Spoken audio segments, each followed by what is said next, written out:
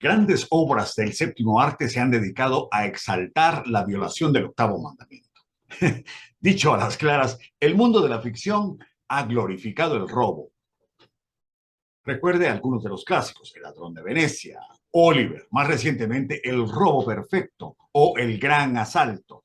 Y de esa manera los ladrones se vuelven héroes, que, como diría Mario Vargas Llosa, entre la verdad de las mentiras, la ficción trivializa el mal y convierte en heroicas cosas que hacen daño al ser humano. Es cierto que sustraer propiedad ajena es algo que no necesita relativizarse más. Ya el corazón humano se encarga de ello al decir que el robo depende de quién lo cometa y a quién se le robe. Por ejemplo, un hambriento supuestamente no es ladrón y tampoco lo es su cómplice Robin Hood. Pero dejando esas historias aparte, robar el papel de la oficina, la fruta del terreno vecino, los elotes o mazorcas que encuentro en el camino, son cosas muy familiares y por eso tenemos que revisar aquí, porque tendemos a trivializar qué es robar. Vale la pena revisar el octavo mandamiento porque es parte de lo que corrige el corazón humano y nos hace personas honestas.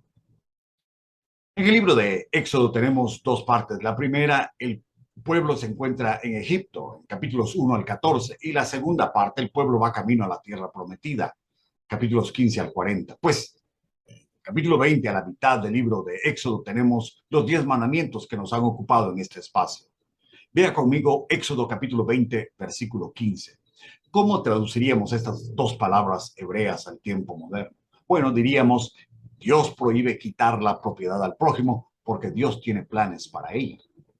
Esto quiere decir que es Dios quien otorga la propiedad, pero en segundo lugar que quien la recibe tiene un sentido teológico de la propiedad.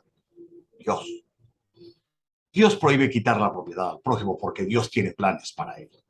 ¿Qué significa esto? Bueno, en primer lugar, significa que Dios prohíbe quitar la propiedad porque Él la ha dado. Dios protege la propiedad porque Él la entregó. Cuando el Génesis presenta a Dios, lo presenta como un Dios pródigo, proveedor, creador, generoso, creador de un ambiente de bienestar para el ser humano. Y a eso Génesis le llama bendición. Y los bendijo Dios. Esa es la marca de que Dios todo lo creó para el ser humano. También dice que plantó un huerto en el Edén.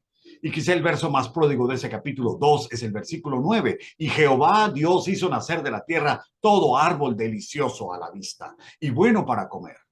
También el árbol de la ciencia del bien y del mal. Este último es el árbol más humanizador. Su propósito era ponerlo a la mano, cercano al ser humano, para que el hombre ejercitara su voluntad, su capacidad de obedecer, de hacer el bien, de desarrollar madurez y al final su posibilidad de humanizarse, ejercitándose en el espejo del alma que para él era la imagen y semejanza de Dios. El otro verso humanizador en el capítulo 2 es el versículo 15. Le dio al hombre la capacidad de homo faber, hombre que trabaja, hombre que crea.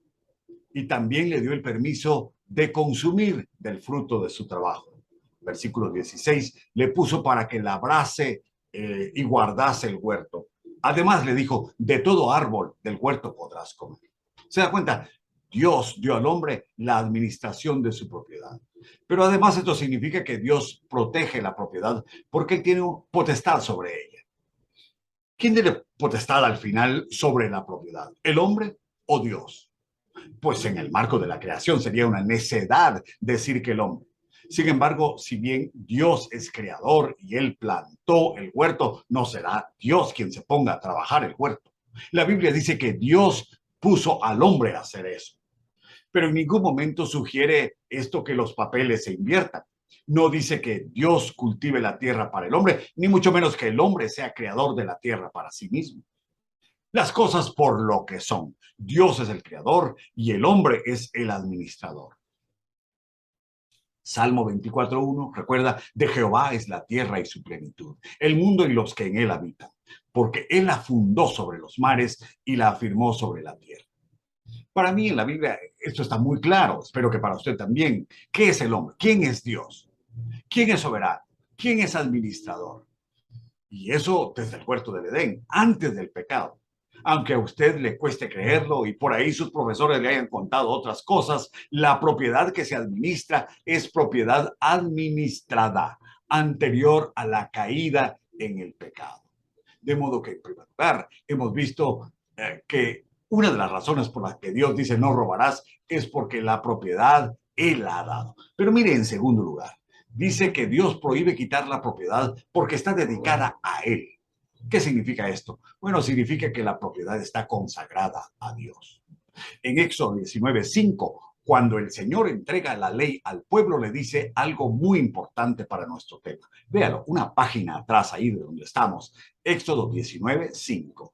Ahora pues, si en verdad escucháis mi voz y guardáis mi pacto, seréis mi especial tesoro entre todos los pueblos, porque mía es toda la tierra, dice el Señor.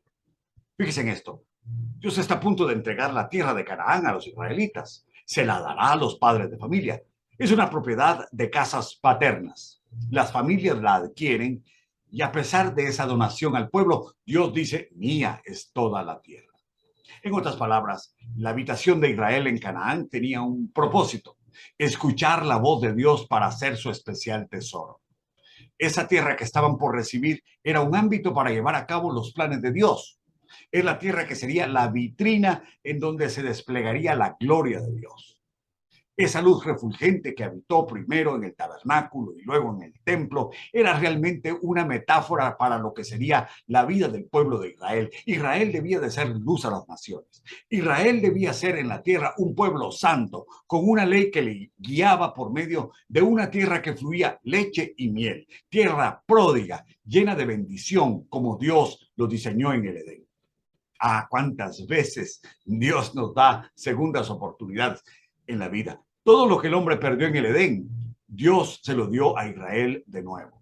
¿Y cuál era la condición? Si en verdad escucháis mi voz y guardáis mi pacto. ¿Qué pacto es este? Es la ley entregada a Moisés.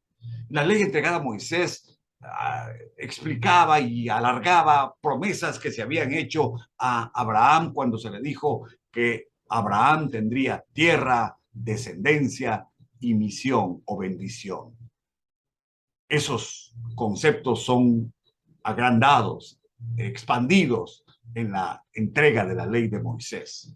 La ley de Moisés certificaba también el derecho a la tierra como parte del pacto de Dios con Abraham. Pero además esto significaba que se administraba la tierra en función de su plan o la propiedad en función de su plan. ¿Y cuál era el plan de Dios para la propiedad? Era servir de lugar para entrenar a un pueblo de misioneros. La ley ahora era el equivalente al árbol del conocimiento del bien y del mal. La ley se proponía humanizarles, entrenar su voluntad para hacer la voluntad de Dios. Eso implicaba amar a Dios, amar al prójimo. Cumplir con el cuidado de la tierra era descansar el séptimo día, descansar la tierra cada 50 años, el año del jubileo. Eso era parte de depender de Dios y vivir en el año del jubileo, por ejemplo, un año de adoración equivalente a un culto y meditación de un año. Y esto todo era parte del pacto de Dios con Moisés. La ley en Levítico 25. Y el pueblo se comprometió en el Sinaí diciendo todo lo que nos has dicho, nos has pedido hacer, eso haremos.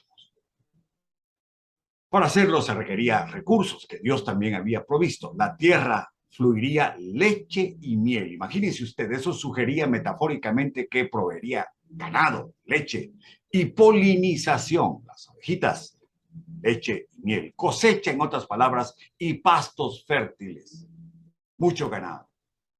Además, esta propiedad serviría para hacer el bien.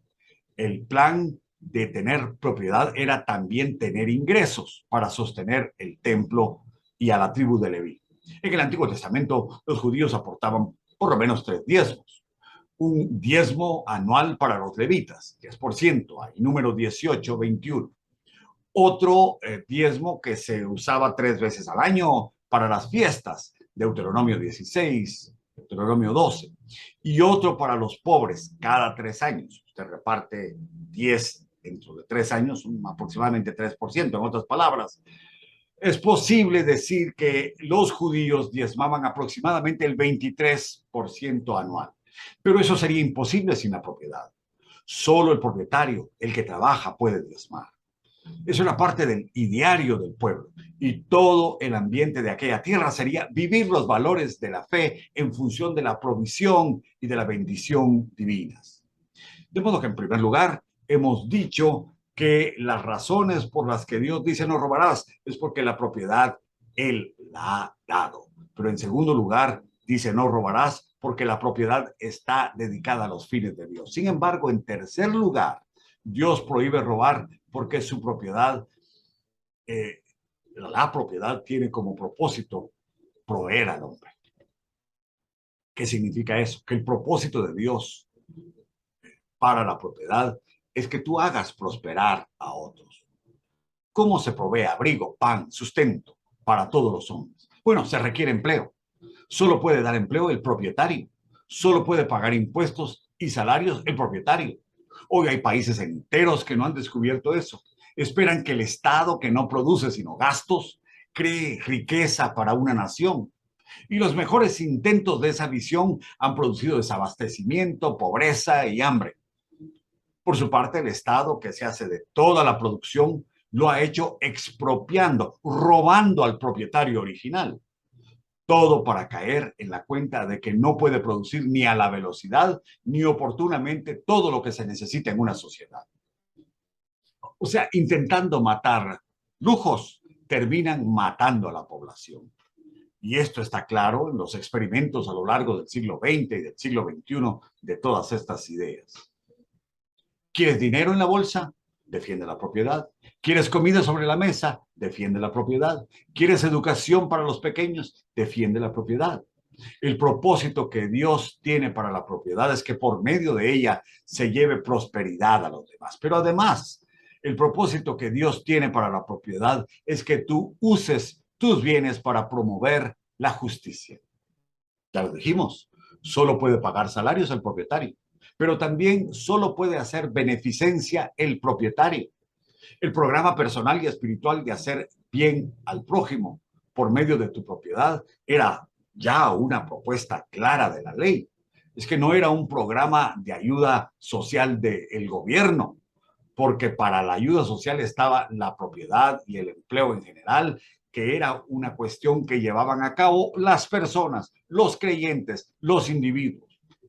Ser propietario implicaba en la economía agrícola, por ejemplo, no cultivar las esquinas de los campos para dar oportunidad a los pobres, dejar algo para los pobres. Pero se estimaba, por supuesto, que la gente debía trabajar, porque si los pobres eran más que los que trabajaban, entonces las esquinas de todos los campos de la tierra jamás hubiesen alcanzado para alimentarlos. ¿Qué había detrás de ese ánimo por la justicia? Dios lo dijo: si en verdad escucháis mi voz y guardáis mi pacto, seréis mi especial tesoro entre todos los pueblos, porque mía es toda la tierra. ¿Qué significa eso? Significa no tendrás dioses ajenos. Significa no os haréis imagen de ninguna cosa en la tierra. Significa no tomaréis el nombre de Jehová tu Dios en vano. Significa no guardaréis el día o guardaréis el día de reposo para santificarlo.